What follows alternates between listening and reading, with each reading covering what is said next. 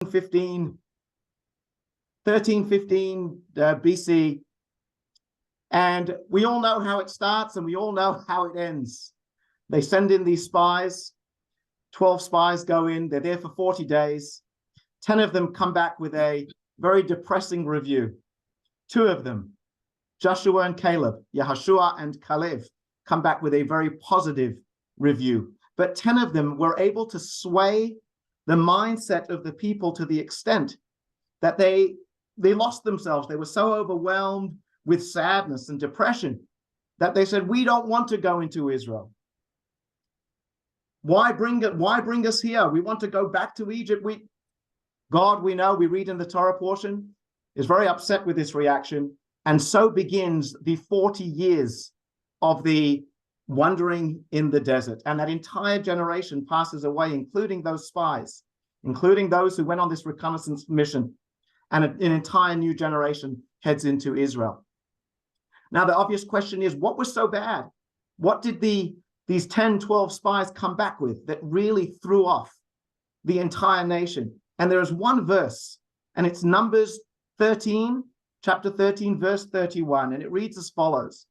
We were unable to go up against the people, for they are stronger than us.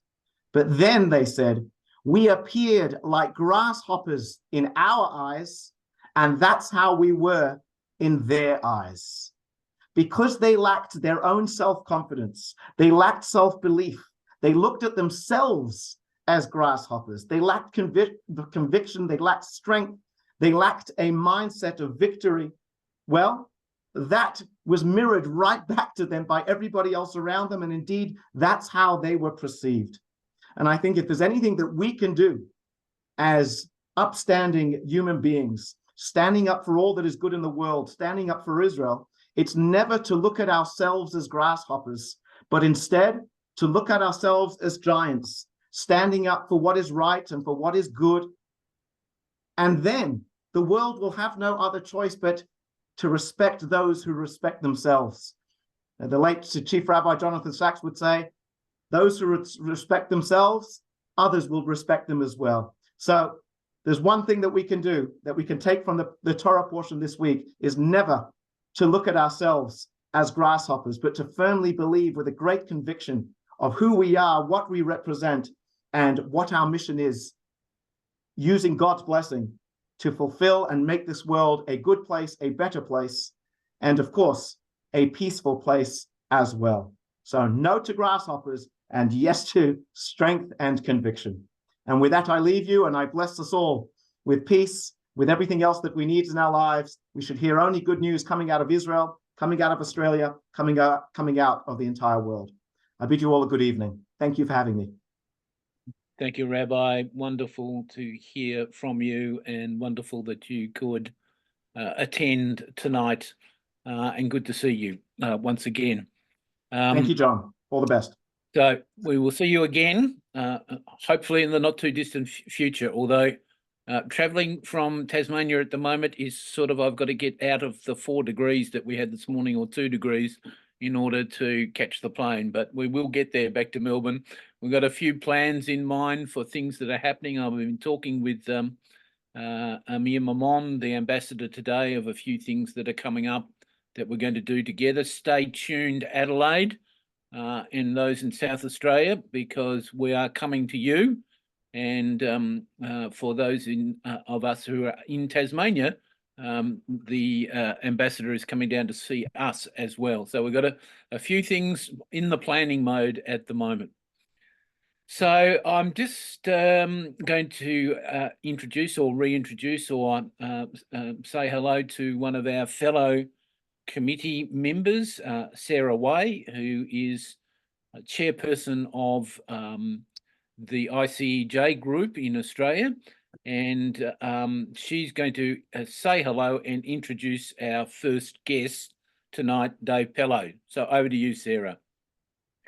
Thank you, John. An honour, a privilege to see this screen filling up with wonderful friends and faces. But it is my honour and privilege tonight, particularly. Thank you, Rabbi. That was insightful. I was getting my pen ready to hear more. I felt you were cut short. So I do hope you can come back again and share more of your insights and inspire us. But yes, with no further ado, it's my honor and privilege to introduce Dave Pellowe.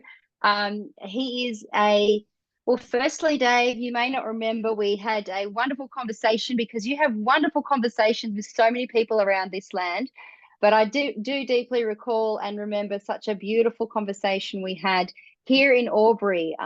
You know, I really do celebrate such an incredible man of God that we have in Australia that stands up to such incredible issues that are facing our nation with I would say just an eloquence in your speak, but also tied so strongly to the Bible. So thank you for coming to Albury for the Triple State. It was an honor to be here and meet you personally. So with that said, I just want to introduce you in many respects for what you've achieved already in this nation as a great writer and commentator on all things cultural and political. You're a founder of The Good Source. In fact, it's so good, I'm going to share it on a link tonight with our friends. It's a fabulous and refreshing initiative. Yeah, it's just really full of excellent articles and episodes and current news topics, because Dave spends most of his time really between, I think, Perth and Auckland, all around Australia, writing, speaking with, you know, professors and politicians, lecturers and lobbyists, industry, church leaders, you name it, really on some incredible interviews and that are really important in the public space that we're having a Christian voice. He's also the convener of the annual Australian Church and State Summit. So I had a number of our ICEJ, International Christian Embassy, in all of them. We were all sent to all of the Brisbane and Melbourne ones and Adelaide. So it's just been wonderful for us to be inspired by what you had to say in those spaces. So keep it up is my little subliminal message here in this moment. But look, Dave really has an incredible mission and calling to influence the culture in terms of a Christian voice in our nation. And he has particularly a special area of interest in the biblical role of the church and Christians, particularly in the political and cultural environment. So really, this is his moment to shine. We couldn't get more of a crescendo moment, I think, in our nation for your voice. So yeah, I just thank you that you believe in just basic objectives of truth and common sense. And we're so refreshed by your view, and we're just so thankful. So we can't wait to hear what you have to share with us tonight. Whenever you take the podium, it's always rich. So we're looking forward to hearing what Australia and Israel needs right now, and however you interpret that and whatever you have on your heart. But thank you so much, and we do appreciate your time with us tonight. Well, thank you very much, Sarah. After that very generous introduction, I can't wait to hear the next speaker. But hopefully I can deliver a little bit. I actually want to pivot, probably pick various different thoughts to hopefully string together coherently tonight. But I'm actually inspired to actually leap off from where Rabbi Shmuel left. And please tell me if this isn't correct, but one of the things I've admired that I've heard about rabbis, if not contemporarily, then at least traditionally, is a value for debate and differences. And I think I've heard some tradition along the lines of, and I'm trying to be really qualified about talking about somebody else's culture with an expert and person here who might say, no, that's not right at all. But one of the things I admired was hearing that, you know, we could talk for 2 or 3 hours about God, and maybe we disagree and debate a whole lot, and maybe we even get 90% of it wrong, but God would actually just be honored that we're talking about him at all. Anyway, with that kind of spirit, I actually maybe want to add a slightly different perspective to the reference of the 12 spies and the problem with the way the 10 spies actually viewed themselves. And I'm a big fan of this passage because it really speaks to me about faith. And the big difference I see in it wasn't that necessarily the spies had a choice of how they saw themselves as either giants or grasshoppers, but It's probably in the clues of what Caleb and Joshua said, and that is that they all agreed on the facts. There was no difference in the report of the spies. All 12 of them agreed that the city was, the land was inhabited by giants. The harvests were plentiful. It was a land flowing with milk and honey, and that the cities were walled. And their report agreed on all the facts, but their conclusions differed in the therefore. And the 10 spies responded in fear. They said, you know, this is terrible. This is how we see ourselves, and we're done for. But Caleb and Joshua were thirsty for a battle, and they said, God has surely delivered them to us, and they will be our bread. For me, the difference is the humility of seeing ourselves how God sees us, as opposed to a choice of how we see ourselves. And perhaps that is a choice in itself. But I actually find this is the most useful definition of humility. And that ties into one of the things I've been asked to speak about tonight is what Australia and Israel really needs right now. And I think every people on earth and every nation on earth really need that. And that is humility. And the best example I find of humility in the Bible, or at least the definition I like to go with, is in Numbers chapter 12, verse 3. And of course, Moses is the author of the Pentateuch, including Numbers, and he wrote this: "Now the man Moses was very humble, more than all the men who were on the face of the earth." And so here you have Moses describing himself as the most humble man who ever lived, which seems a bit ironic because it's not a very humble thing to say, depending on your definition of humble.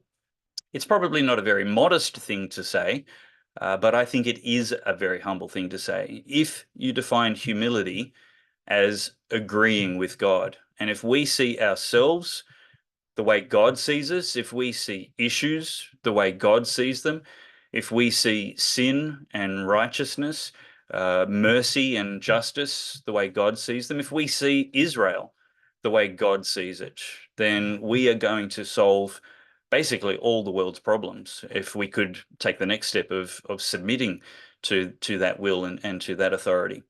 And so that's really something that I'm grateful for being reflected in our Constitution.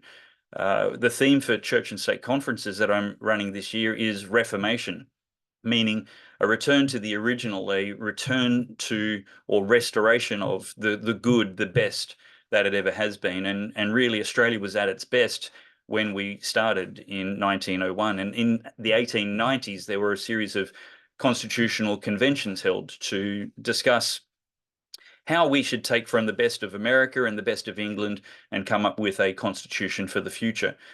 And our founding fathers did very well. Australia has the same constitution that we had in 1901. It's the only constitution we've ever had. We were the first nation in the world to ever ask its people and its population to approve of the constitution that would govern them henceforth. And our constitution is so successful, it is now one of the 10 oldest continuing constitutions in the world, which is a remarkable success for the thing that was established then. But our constitution, our founding fathers were deliberately agnostic, non-denominational about the kind of religious tone that the nation would have. They didn't make us secular. They just made us agnostic, or they made the Constitution agnostic on the religion and faith of the nation. Now, in those days, roughly 90% of Australia's people were at least affectionately Christian, if not attending church every single Sunday. But the people were not going to approve of the Constitution that was entirely agnostic and entirely silent on the notion of God, because they were so passionate about the Christian foundation for Australia. And so it was necessary to introduce a clause into the preamble which acknowledged Almighty God as foundational and transcendent to the future, providential to the future of Australia. And so many of you may be familiar with this already, that the people of New South Wales, Victoria, South Australia, Queensland, and Tasmania, humbly relying on the blessing of Almighty God, hereby resolve to form an indissoluble commonwealth. And that humility is the thing that the 10 spies lacked. And that lack of humility, in fact, a pride which said it was in their own strength that the promised land would be delivered to them, as opposed to the faith of Joshua and Caleb, who said, no, our own strength is irrelevant. It's actually the word of God, the name of God, God himself, who will make this impossible enemy, this large and intimidating enemy. They didn't disagree on the facts of it all, but they said there is a truth here that's higher than the facts, which ultimately they were proved right about it. God did deliver it in that miraculous way that we saw the city of Jericho fell, not by a bunch of bulldozers coming in and knocking down the walls, but by the worship and the name of God being exalted, and a supernatural destruction of those walls. And the thing that's very interesting, I think, regarding the fear and the faith of the different reports that the 12 spies had, was that every single one of those spies got what they believed for. The 10 spies who believed they would die there in the wilderness got that. And the 2 spies who returned and said, God is able to deliver us this promised land, lived to enjoy the harvest and the fulfillment of that. And so I think that's actually really, really important for us in these days, which may get darker. There have been plenty of dark days in human history, and I hope that the tide is turning, and that the dawn is not far away, and that righteousness and peace will prevail. But I think we, as the people of God, need to have a sense of serendipity in the sovereignty of God, finding some peace in the fact that our obedience, our humble reliance on the blessings of Almighty God is the thing that is the only thing that can reliably lead to prosperity and peace. It is the pride of fear, which says it's by our own cleverness, by the strength of our own arm, or even by just willing it into place, that things will get better. And there are many, many times in history where that hasn't worked out so well. But as people of God, we can submit to the will of God and say, our portion, we care about the outcomes, but God is responsible for the outcomes. What I'm responsible for is faithfulness and obedience and living the full character that God has called me to. And so that's really the major problem with both secular nations, Australia and Israel, is in fact the celebration of pride. The pride parades that both of our nations champion as if a moral strength is actually our greatest moral weakness. It's pride in sin that they're actually celebrating. It's a shaking of the fist in the face of Almighty God. And that can never lead to God's blessing. That can only lead to the departure from God's protection and blessings.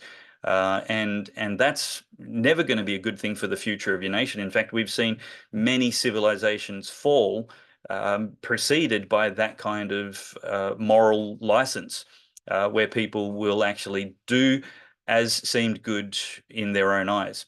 And we see that recorded many times in Israel's history.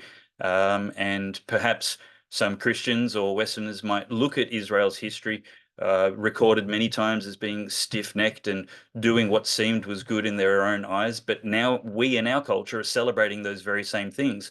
Pride, that stiff-necked thing, actually having a flag and a parade, but the then doing what seemed good in our own eyes is exactly the hallmark of our modern culture, instead of what was said, popularly approved of at our founding 123 years ago.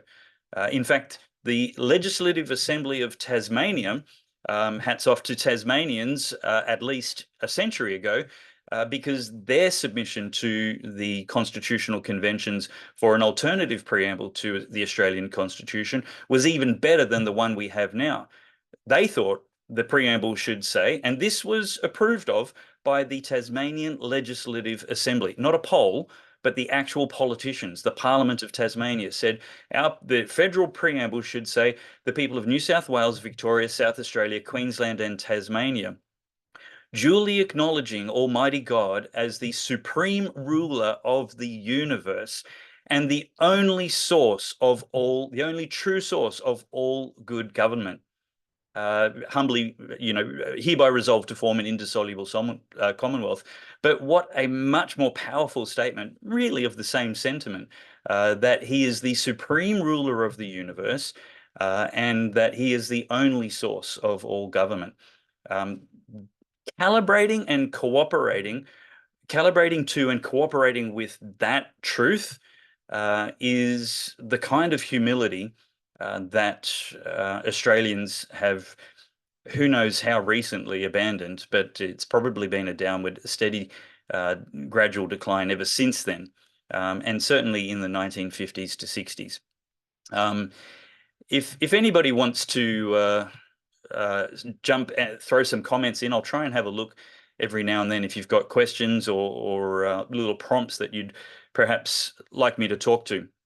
Another point I'd like to make tonight, and if it sounds controversial when I start, bear with me, because I'm going to end up talking about myself and my own people. And the concept is of innocent Gazans. And to be sure, my heart breaks, along with God's, I believe, with the loss of every innocent life at any age in Gaza, and of course in any conflict in the world. That should be a default position that goes without saying, but it doesn't go without saying, so it needs to be stipulated. But in the concept of innocence, let's compare it to what history says about the Germans in the 1940s, who knew of the evil that was going on there, that knew of the genocidal, murderous, lawless, immoral behavior of their government, and the silence that they exhibited, that many of them weren't members of the Nazi Party. Most of them weren't members of the Nazi Party. Probably most of them didn't give any positive, conscious assent to the heinous crimes that were going on in that nation, much as most of the Gazans may not be giving assent to that now. We do know that 80% of Gazans support Hamas, even in the wake of the atrocities of October 7th. But my question is, even on a larger percentage, whatever it is, of those that we might call innocent, how innocent is the person who in 1930s and 1940s Germany, when denial of the obvious was no longer rational or even credibly possible in any way at all, how innocent were they when they didn't speak up and do anything about it? I think history actually has a pretty dim view of those people right now. We certainly know of psychological experiments. I have studied it, but I can't remember the name. In fact, it might be the Ingram experiment with obedience. Correct me if I've got that wrong, but these experiments were basically to try and explore how far somebody would obey orders or instructions given to them by somebody in authority, or in the Ingram experiment, even just wearing a white lab coat, holding a clipboard and wearing a stethoscope. And it was actually shocking, the kind of cruel things that people would do to others. And the point I'm drawing altogether, actually, can John or Sarah, somebody just let me know, just type in the message what time I should make sure I'm wrapping up by, because I don't want to go over the time allocated. But You're right. essentially, You're right till about 8:20, and then we might have a short Q&A. okay, that'll be great. I'll go faster. The point I'm trying to get to is that we actually have a fairly, standing in the luxury of perspective, hindsight, we actually have a fairly dim view of people who cooperate with evil or are silent in the face of evil. We do that in history of World War II. I think we can say that about Gazans, is that truly there's none of them innocent, while ever they're silent and not resisting the evil regime that is their government. But my point is that where are the Christians, my people in Australia, who are like 1930s Germany, seeing the frog boiling, seeing the water get increasingly hotter, seeing immorality paraded on our streets, not just in Pride Month and gay Mardi Gras, but every week in the pro-Hamas rallies? Where are the Christians who are being vocal and critical and black and white prophetic declaring of truth and righteousness about the evil that's going on? Where are the Christians who are rebuking the equivocation and the false moral equivalences between Hamas and Israel and the IDF? Not for a second do I think Israel or the IDF is beyond criticism any more than the Australian army or government is beyond criticism. And fair criticism is always welcome. But we see this disgusting anti-Semitism demonstrated in Christianity, both actively and, I dare to say, even passively, by silence. It was the question I asked at the rally, is thank God for all the Christians who are here, but given how many could have been there, it should have been 10, 20, 100 times more just from within an hour's drive of that area. And so I think we are just as guilty, our people, and maybe you and me here preaching to the choir and encouraging each other and fully on board with this already. But I think this is a message of rebuke that actually needs to be given to our pastors and peers and pulpits who are not saying enough. I was outraged to see an article by a leading Christian intellectual calling for, this a beautiful prayer of concern and heartbreaking for suffering, but including the words ceasefire, as if that was a valid prayer and reflective of God's will at all for the outcomes and consequences from October 7th. And I think that is egregious satanic propaganda. I think it's disgusting. And I wrote an article basically saying as much. And my hope isn't that I become any kind of leader in these conversations, but that together we can actually encourage and raise up the church, that there isn't a figurehead per se, as much as an organic mass of church-going, Bible-believing Christians who will, with one voice, consistently say, stop applying unfair, uneven standards to Israel. Stop delegitimizing the state of Israel. Stop demonizing the Jew and this collective group of people with these tropes and myths that are going around. Stop it, because it is the beginnings of another Holocaust, and we must never allow it. Even if it's not the beginnings, it's evil enough as it is. It's hatred and it's deceit. In the 2 minutes I've got left, I want to pose a final thought, and that is that the culture war started in the Garden of Eden, and that all wars since then have been exactly that. All conflicts have been exactly a battle between gods. And that is exactly what is going on in the Middle East right now. It is the demon moon god of Islam versus the one true God of Abraham, Isaac, and Jacob. And though many people in the secular, godless West, materialist West, will deny the supernatural, make no mistake that that is the reason why for over 100 years the militant Islamists have rejected a state for Palestine. They've rejected those offers because the existence of the other state, the Jewish state, a state for a God that is not Allah, is anathema to them. It is not any other reason other than their rejection of the God of Israel. It's that hatred, that demonic spiritual reality which goes on today. And it's the same thing in Australia in our secular battles, not necessarily militant Islam, but certainly a battle against God Almighty. It is even the men trying to exalt themselves as God and shaking their fist and daring to enter into some kind of moral judgment against the precepts of Almighty God, that it is a battle between gods. And that is the battle that started in the Garden of Eden when the serpent whispered to Eve, "Has God really said?" It was a challenge against the authority of God. And it was even a lie. If you read what the serpent suggested God said, it actually was nothing like what God said.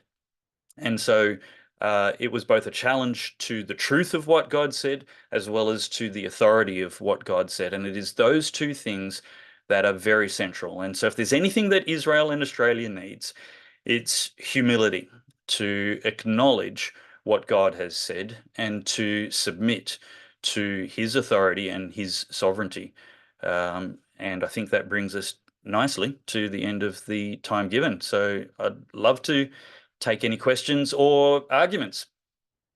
Thanks, Dave. That's wonderful. Very well said. I think we've got time for one or two questions, but we'll see how we go. I've just got, you know, as the former head of Christian Federation Australia, which I formed with Peter Kentley. I don't know if you remember that name. You know, we were trying to bring the marketplace and the churches together, i.e. state and church working hand in hand. Yep.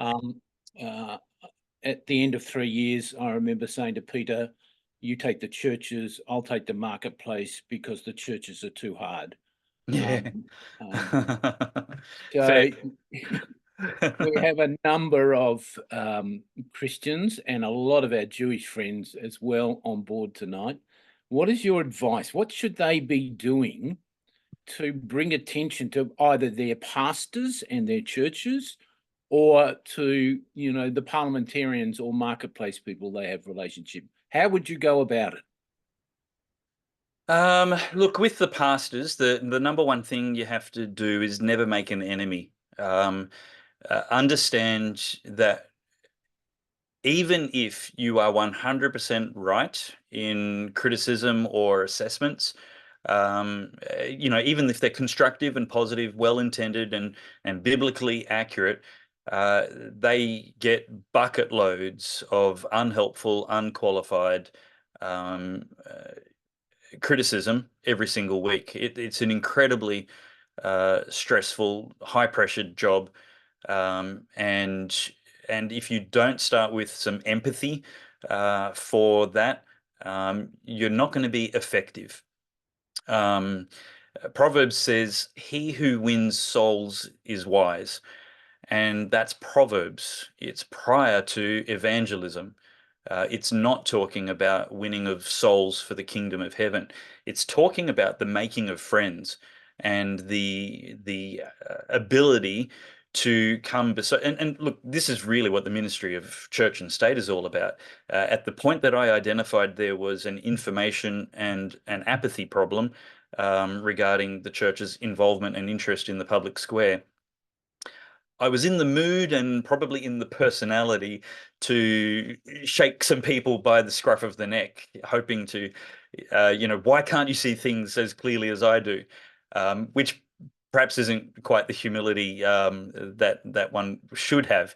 And I obviously understood after 30 seconds of emotions that coming beside and alongside and being collaborative with churches and pastors and pulpits was going to be much more effective. Maybe not as effective as I wish, but much more effective than being confrontational. So to get a pastor on side, let me start with just have that posture, and whatever you do next is going to be heaps better. Secondly, it'll depend on the personality of your pastor, so the answer may vary. But I would even just explore. Maybe after church is the wrong time. Maybe you need to make time for a coffee and just explore, ask questions without telling them what they should think, and just say, what do you think about Israel? What do you think about the conflict? And whatever that'll help you identify what the need is thereafter. There may be a lack of information. There may be some wrong belief. And again, whatever you do, be polite and respectful, and offer solutions without telling them they've got a problem. Just ask them if you can be of any help, and give them some things to consider. It might be a 5-minute YouTube video. I've got a 5-sermon colloquium that I did on November 26th at the Brisbane Holocaust Museum, because I was so troubled by the open display of anti-Semitism. I gathered 5 of highly qualified speakers, including a Holocaust survivor, to come and speak. And the colloquium was called Israel and Anti-Semitism. And we have, if you want to check that out, the website for that is churchandstate.com.au/Israel. And I'll tell you that again in a second. But it has the 5 videos listed there, and you can watch each of them at a time. It deals with the archaeology, the history, the indigeneity of Jews to the Levant, to the Promised Land. It deals with a Holocaust survivor. It deals with Jews and Christians working together to end anti-Semitism. And it deals with the heinous heresy of replacement theology.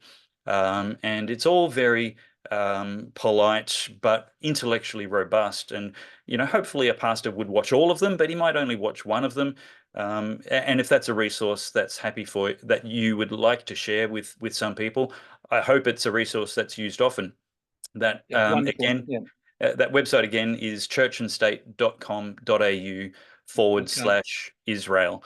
And you know what? The same resource may be quite useful.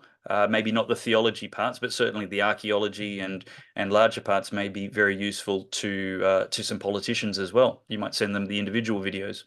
Wonderful. Thank you, Dave. Yes, I'll ask Stephen if he can find that and put it up in the chat. I'll do that now for you. Thank you, and we'll certainly send it out. We've got a database of some 3,500 people that don't all come on a Tuesday night, but a lot of them watch the videos afterwards. So we will be sending out the copy of this recording tonight, and recommending that people have a look at that. And I certainly will be recommending it to a number of people, including a number of church leaders that unfortunately have been brought up in the replacement theology background. Yeah. So, thank you, Dave. We might have time for some questions afterwards, but at this stage, I'm going to invite David. I think you've got a small interlude before we introduce our next guest, Bren. Yes, it's 7 minutes. So I guess we can let that run. Is it? What do you think, Stephen? It's okay. Okay.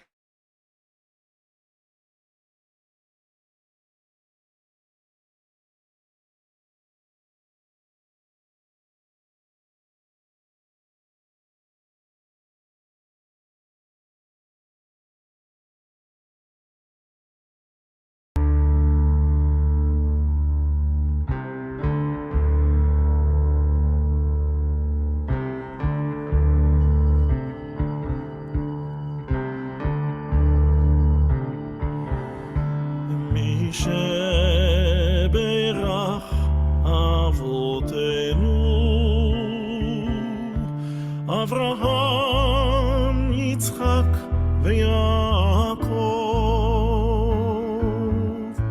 הוא יברך את חיילי צבא ההגנה לישראל, הוא יברך את חיילי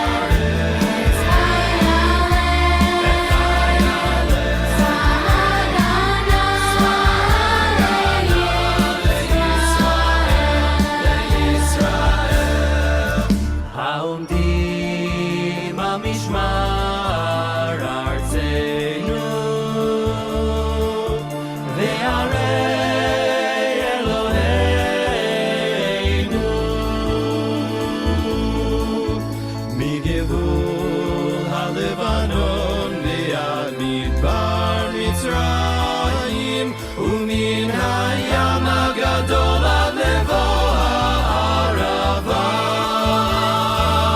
ביבשה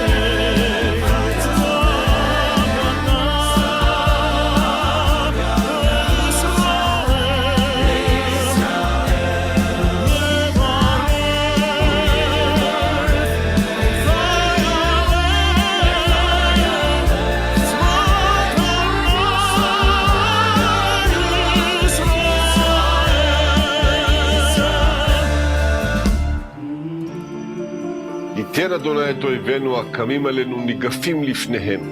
הקדוש ברוך הוא ישמור ויציל את חיילינו מכל צרה וצוקה, מכל נגע ומחלה, וישלח ברכה והצלחה בכל מעשה ידיהם. ידבר שונאינו תחתיהם, ויעטרם בכתר ישועה ובעטרת ניצחון, ויקוים בהם הכתוב.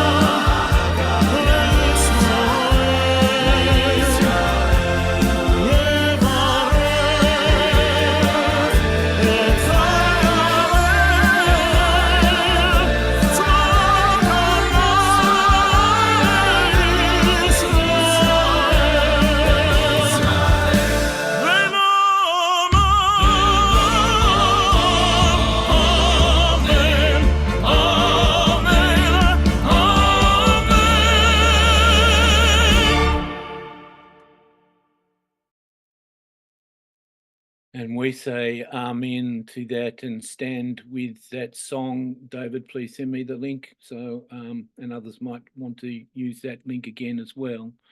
As we pray every Sunday for our IDF soldiers and have guest speakers, etc.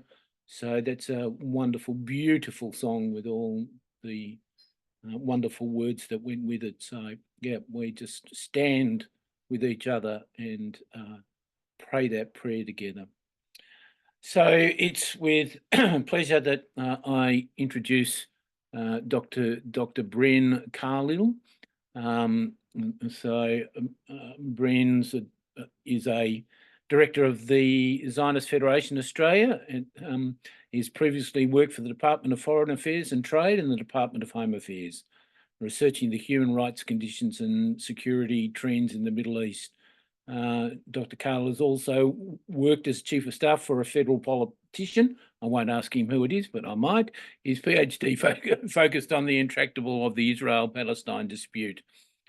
Not Jewish, he lived in Israel for 6 years and spent a summer working for the ICAG in Jerusalem. He lived on a kibbutz on the border of Lebanon. I'd be very interested to know which one.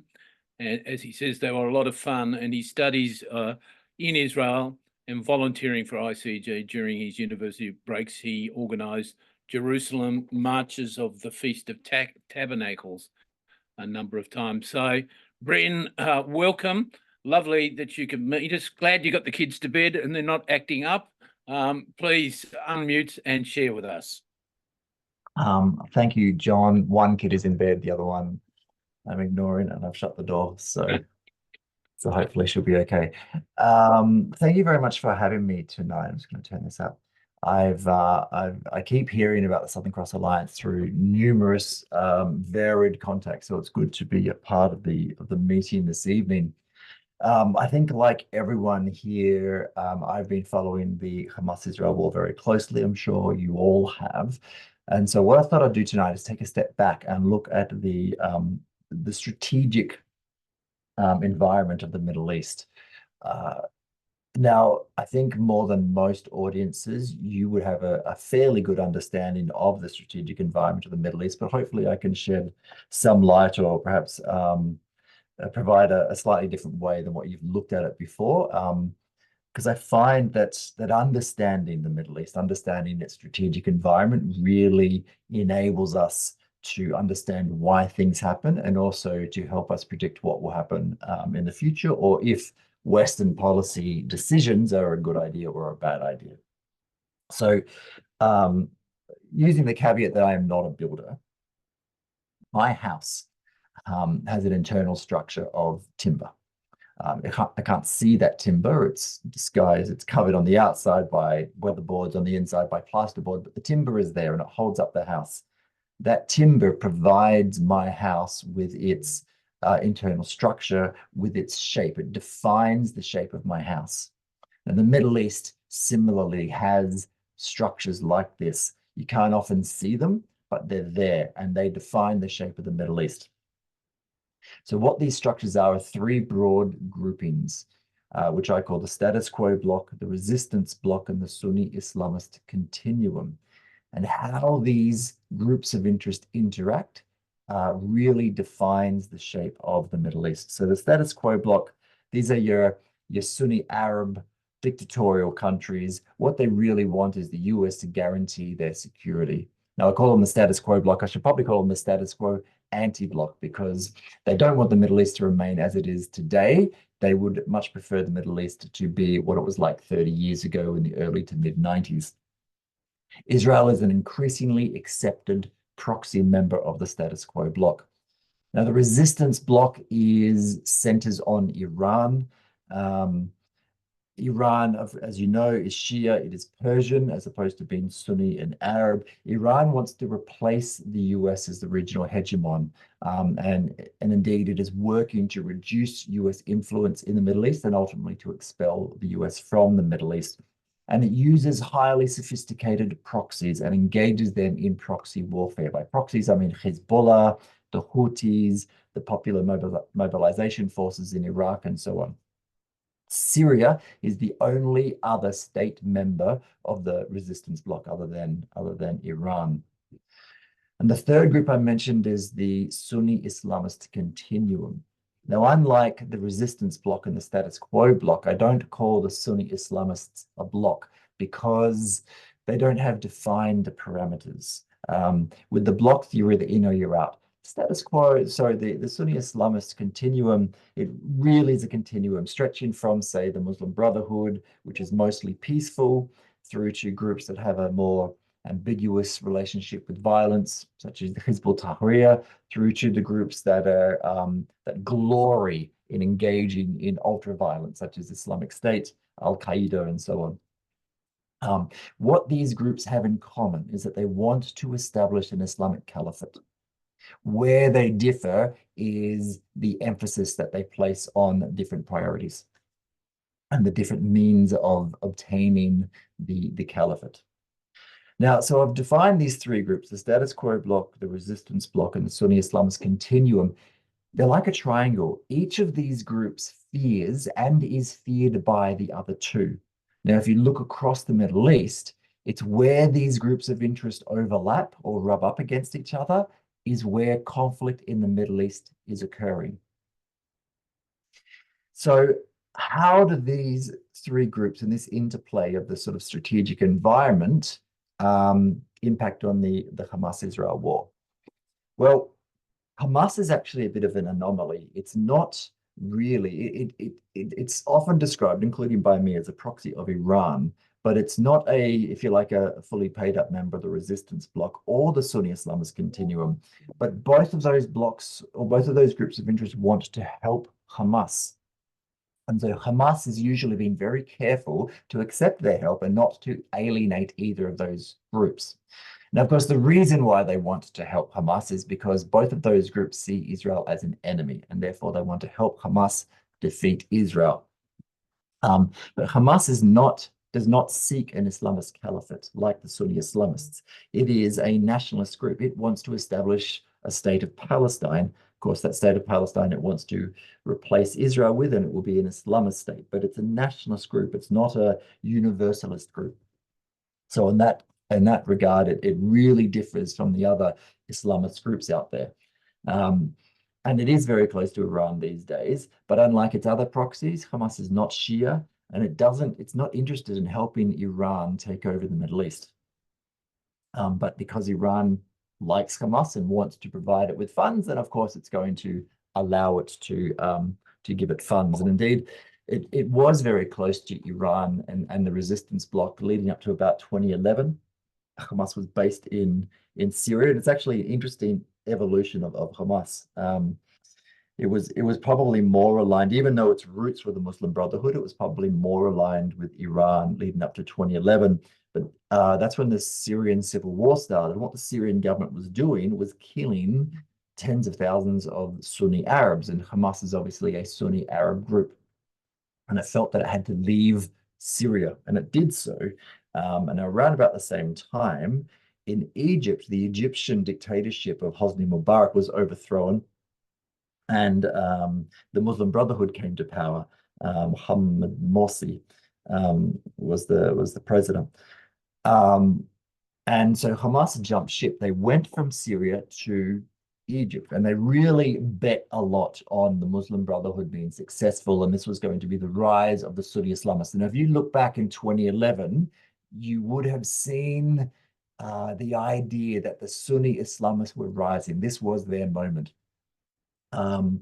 Unfortunately for Hamas, a couple of years, I think in 2014, after Hamas jumped ship and after the Egyptian revolution, there was a counter-revolution. The army got back in control. The Muslim Brotherhood was absolutely repressed in Egypt, and Hamas suddenly found itself without a real patron. Iran now rejected it because it had left the resistance camp, and the Islamists, or really the Muslim Brotherhood, was in no position to help it anymore, which, not coincidentally, is one of the reasons why Hamas sparked the 2014 war with Israel. But very slowly, Hamas learned its lesson, and it started working its way back into Iran's favor. And now it is very much in the Iranian camp. Well, actually, no, it has one leg in the Iranian camp. If you might, it leans towards the Iranian camp, but it still straddles the fence. Of the Islamist continuum, there are actually two state members in it. These are Turkey and Qatar.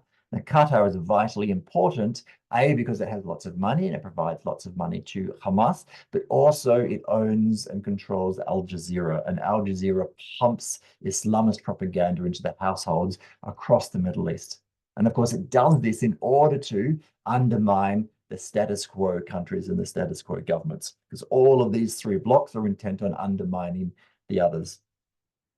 I could go a lot further into the sort of strategic environment, and I'm happy to, when I ask questions, sorry, when you ask questions, I might just speak for another minute or two and then open the floor to questions. So what I want to speak about this minute or two is where next for Gaza, because each of these three groups of interest want a different outcome for Gaza. Now, Iran wants influence, and it wants Hamas to survive. And obviously, should Hamas survive as a governing force, or even, frankly, a force that is able to influence events, then that will be a fantastic victory for Hamas and a fantastic victory for Iran, which is what it wants. The Sunni Islamists don't want that. They want Gaza to become Somalia. Because if Hamas doesn't survive, what you will see is chaos and a rise of Sunni Islamist terrorist organizations. Now, for Iran, if they can't get Hamas in a position of control, or at least in a position of influence, then for Iran, Somalia in Gaza will be the second best option. What the status quo bloc wants, which is also what Israel and the West wants, is a competent government to be created or imposed on Gaza, and a government which is willing to live in peace alongside Israel. And this is really brings us to a catch-22 of this war, which has been evident, frankly, since the 8th of October, and is becoming more and more acute by the day. And that is what a successful post-Hamas Gaza requires is intense involvement of the international community, the status quo bloc, the West. But that involvement comes with a price tag, and that price tag is real movement in Palestinian statehood. But that's a price that the current Israeli government is ideologically unwilling to pay. So you have this situation where Israel needs the international community to help settle a post-Hamas Gaza, but it's unwilling to pay the price of that. So Bibi doesn't know what to do. The whole thing is looking a bit uncertain as we go forward, and it'll be, from an unemotional, rational perspective, it'll be fascinating to see what happens. But frankly, it's going to be messy and horrible for all involved. The problem with this, the strategic environment of the Middle East is that the West, really since the end of the Cold War, has lost its strategic focus. The West focuses on the trees, not the forests. And so the West focuses on the Israeli-Palestinian dispute, and it wants to resolve the Israeli-Palestinian dispute, but it doesn't comprehend the reasons, the strategic reasons, the overarching reasons why the dispute is so intractable. And it doesn't seem to understand the strategic trends in the Middle East that don't want the Israeli-Palestinian dispute resolved. My mission, if you like, when I talk to anyone from government, from media, is to bang on about the strategic environment and really to get them focused on, if they understand the strategy of the Middle East, then we might be able to shape our Western ideas. The West doesn't want the Sunni Islamist continuum to succeed, but it appears to be blinded to, or it blinds itself to the realities of the resistance bloc and what Iran does. Iran is very effective doing proxy warfare at the moment. The West doesn't do proxy warfare anymore. We did in the Cold War, but now we sort of find it distasteful. But arguably what's happening now between Hamas and Israel is proxy warfare. Whether or not the West likes Israel, Israel is a proxy of the West, and it is fighting a proxy of Iran. And Iran has placed the West in a strategic competition in the Middle East, whether we like it or not, whether we know it or not.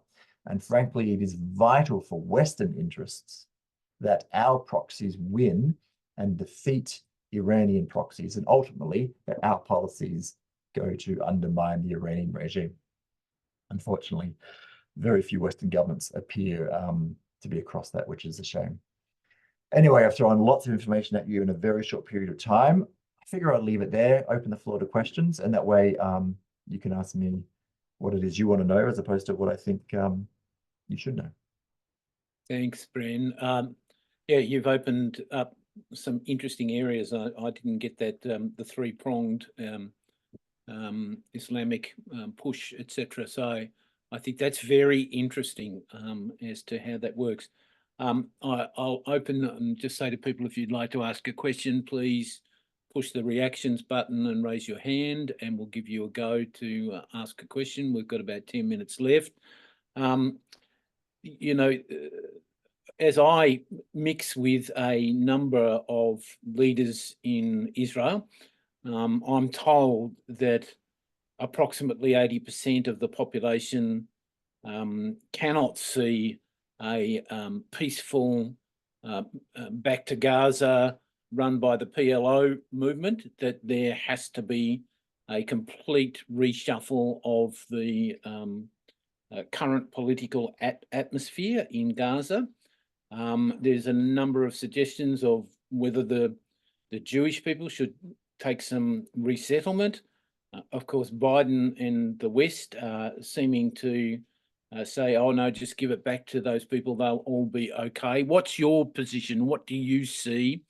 And that's one part of the puzzle, but what we're now seeing is the second part of the puzzle with Hezbollah from the north evolving, and we do know that a number of the IDF reservists have been put on notice.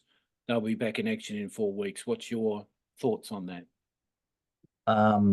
So to pick that apart, you're right. The PA is a shambles. Always has been a shambles, and part of the reason it's a shambles is because the West and Israel have kicked the can down the road constantly, reforming the PA. The West claims that it wants the Palestinians to establish a viable state, but putting aside the claims and counterclaims that Israelis and Palestinians have over territory, the PA is corrupt. It is dictatorial. If Israel were to withdraw from the West Bank tomorrow and the PA was established as a state, it would collapse in on itself very quickly because it's a basket case. And if the West was serious about establishing the PA or Palestine as a viable state, what it should be doing is reforming it, and not just talking about reforming it or putting lipstick on the pig, but root and branch reforming it, and it doesn't do that, and because it's too hard to do that. So it just kicks the can down the road. So they're talking about a reformed PA to take over Gaza. Look, that's appears to be the only option because I had a dream back in 10th of October that the UAE would come in and provide police work and all of that, but they don't want to do it. No one's interested in doing it. NATO won't do it. Absolutely no one wants to do it. But the other hand is anyone who drives into Gaza on the back of an Israeli tank is going to not have much credibility. So if Israel just throws the keys of Gaza to the PA, then they're not, well, they don't have any credibility at the moment, but they're certainly not going to get much credibility because the only way that they took back Gaza is because Israel gave it to them. On saying that, what are the options? If there is no government in Gaza if Israel, once in a couple of weeks, Israel finishes Rafah, destroys all the tunnels, still hasn't killed the Hamas leadership, still hasn't got its hostages back, but Israel says, all right, we've successfully removed Hamas from power.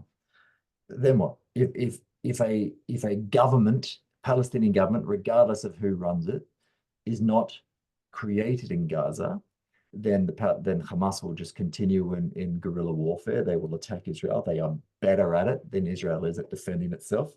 A lot of Israeli soldiers will die for no purpose.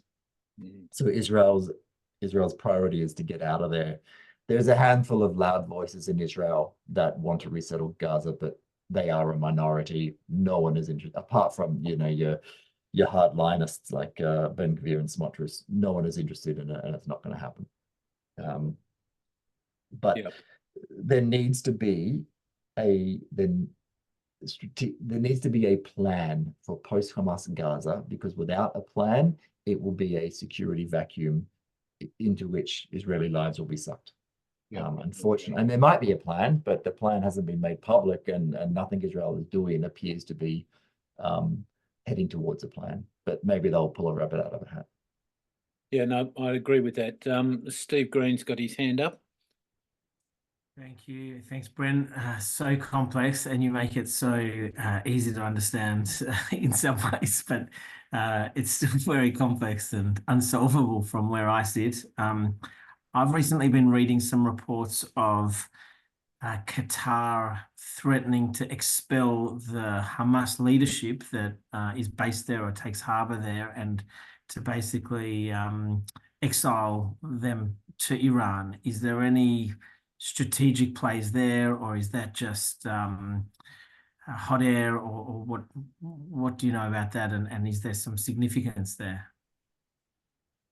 I've heard that as well. I haven't read it recently. I read it a couple of weeks ago, and it may well be a more recent move that I'm unaware of.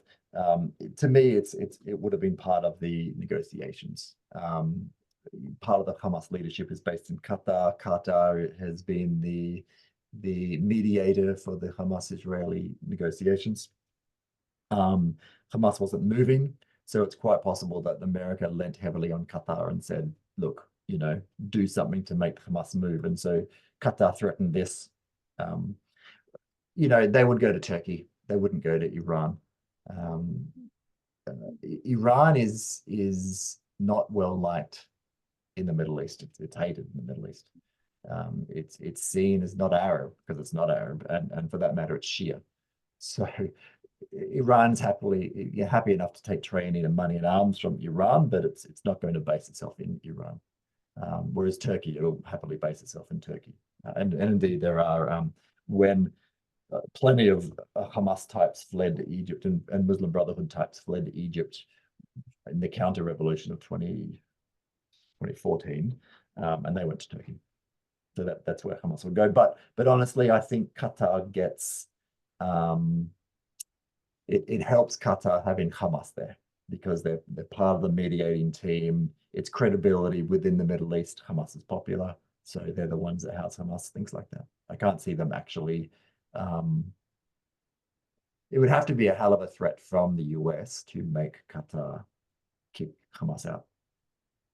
It's very interesting. I won't tell you the story, but about 5 years ago, I ended up at the King's Palace in Qatar, wanting me to bring Israeli technology so that they could become independent.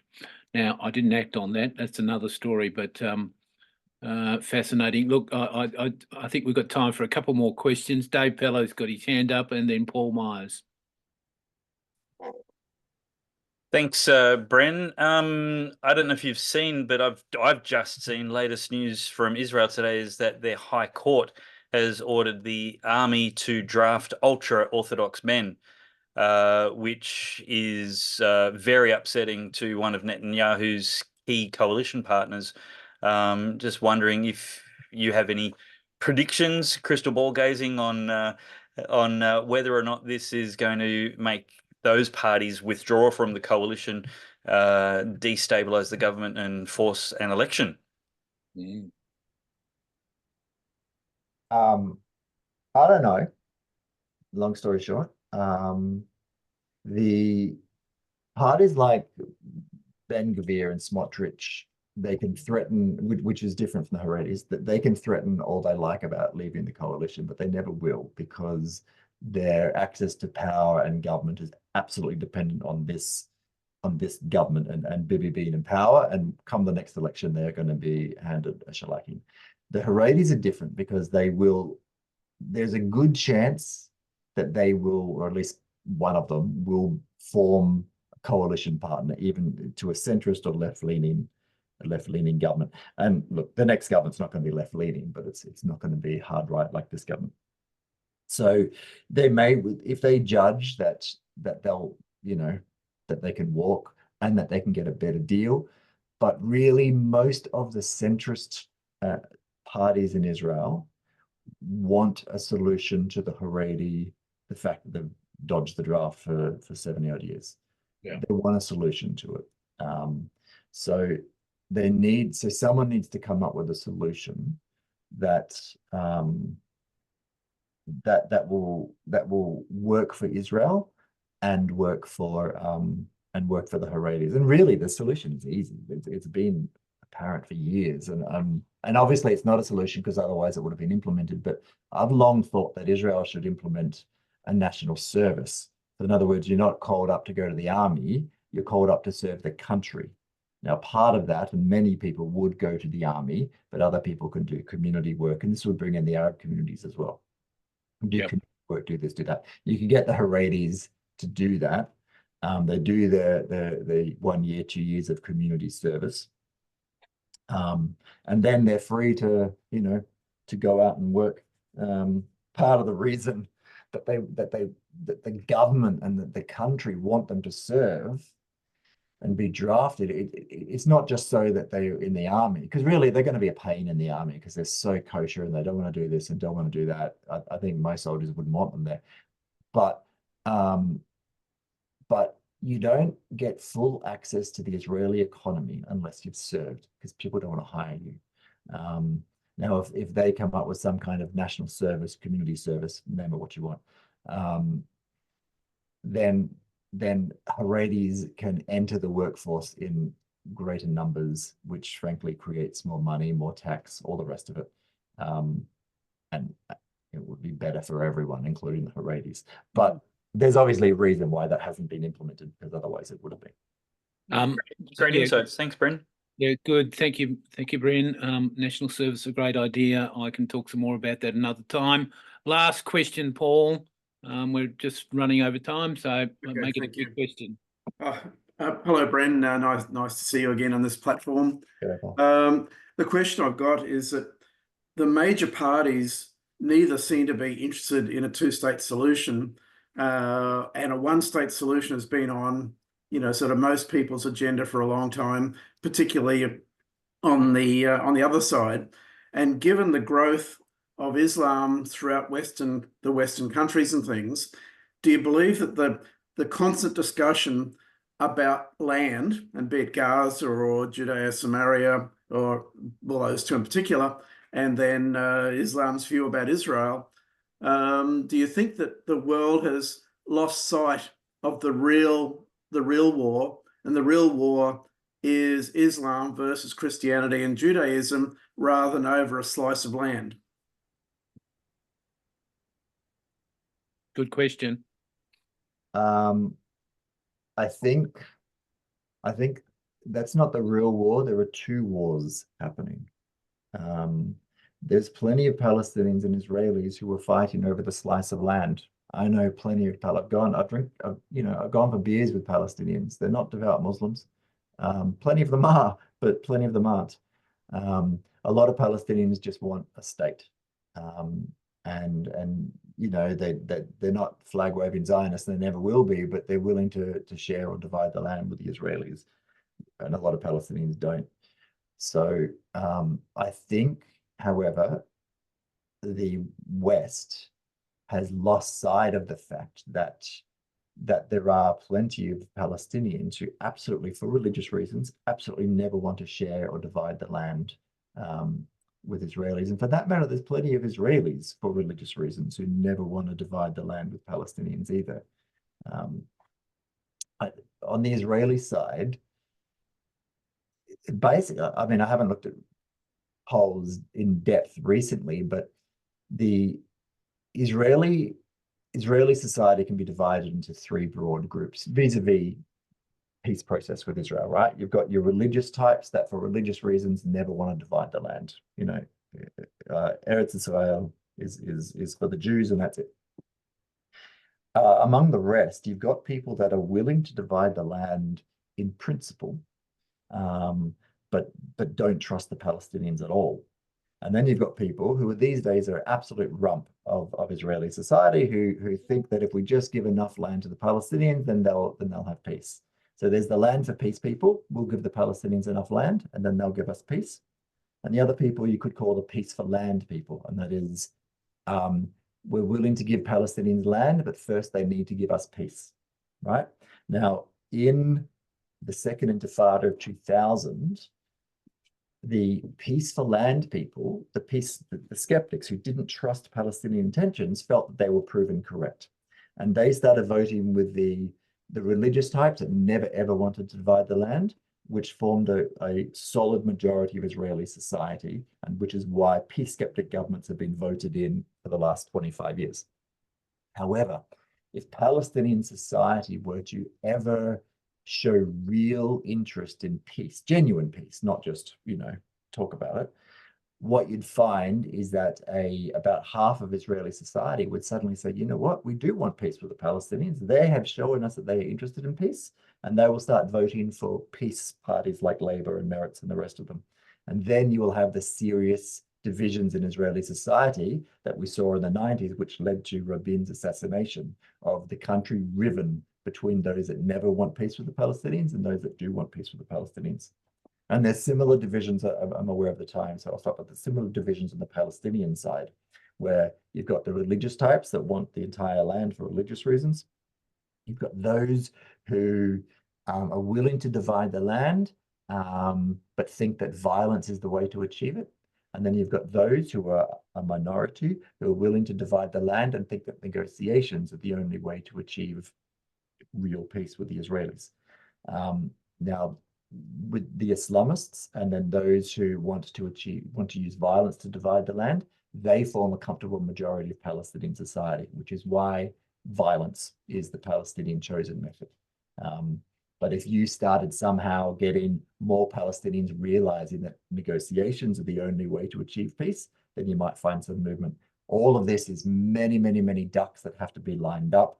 There's the conditions, both the international community, the conditions on the ground, the leadership of both sides, the public mood of both sides. None of that fit the scenario of it working out in a peaceful way. But it's possible that peace could happen. But the one-state solution would be a disaster. Two-state solution is almost impossible. The West has completely blinded to the religious wars. And they keep on focusing on sort of the two-state solution, but they seem to purposely avoid those strategic overarching issues which prevent the two-state solution from being realized. I'll say one more thing. I know you're trying to kick me off, John. Say one more thing, and it's this. The West, because they've lost sight of the religious factor, the West thinks that peace will happen when the occupation ends because that's it, right? And because it's Israel that is maintaining the occupation, it is primarily Israel's fault that there is no peace, because peace breaks out the day after the occupation ends. So if you want to change people's mind, that's their narrative, that's how they understand the conflict, and all the facts that they see, they will interpret through that prism of occupation is the reason there is no peace. So if you want to change people's fundamental understanding of the conflict, you need to disavow them of that illusion and make them realize it's Palestinian acceptance of Israel's existence, or Israel's right to exist, is the fundamental reason why there's no peace. And if you can convince them of that, then other things will end up falling into place. Thank you, Bren. Thank you. Look, you've opened up so many discussions. I think we're going to have to get you back on at some stage. You've given us a great perspective, and yeah, I'd like to ask a whole lot more questions, but we'll do it another night or a Sunday afternoon. For those that are joining us for the first time tonight, if you want to be hooked into our regular monthly and some of our weekly programs, please just write to us at Southern Cross Alliance for Israel @gmail.com, and we'll put you on the mailing list.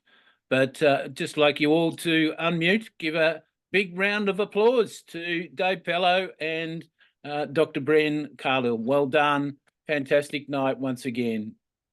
Well done. Well done. Great. Thank you. Thank you so much. Yes, thank you. Thank you. Thank you. Bless you all. We'll be in touch. Shalom. Bye. Thank you.